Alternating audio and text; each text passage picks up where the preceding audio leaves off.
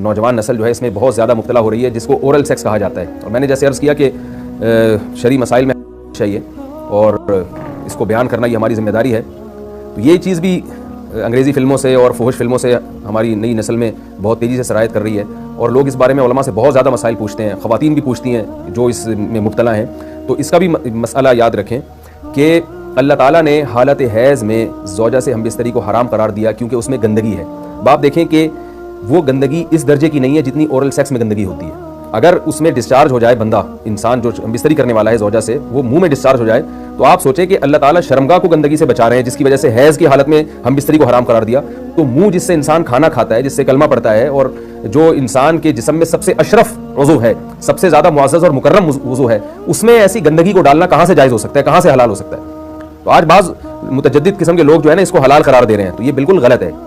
تو یہ بات خوب ذہن میں رکھیں کہ اورل سیکس کے ذریعے اپنی خواہش کو پورا کرنا اس طور پر کہ ڈسچارج ہو جائے انسان عورت کے منہ میں، بیوی کے منہ میں، یہ بالکل حرام ہے، بالکل ناجائز ہے، کیونکہ منی ایک غلیظ اور ناپاک اور گندگی ہے اور ناپاک اور نجس چیز ہے.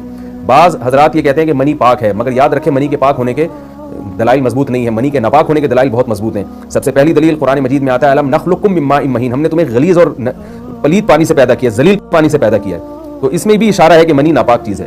دوسری بات یہ کہ حدیث میں آتا ہے کہ کنت افرق المنی من ثوب رسول اللہ صلی اللہ علیہ وسلم ثم یصلی فیہ. حضرت عائشہ رضی اللہ تعالیٰ عنہ فرماتی ہیں کہ رسول اللہ صلی اللہ علیہ وسلم کے کپڑوں پر اگر منی لگی ہوتی تھی، صحیح بخاری کی حدیث میں، اس کو کھرچ کے صاف کرتی تھی، پھر آپ صلی اللہ علیہ وسلم اس میں نماز پڑھا کرتے تھے. اب بعض حضرات نے یہاں سے استدلال کیا ہے کہ منی اگر ناپاک ہوتی تو حضرت عائشہ اس کو دھوتی، کھرچ کے صاف کرنا اس کی علامت ہے کہ منی پاک ہے. لیکن یہ بات غلط ہے.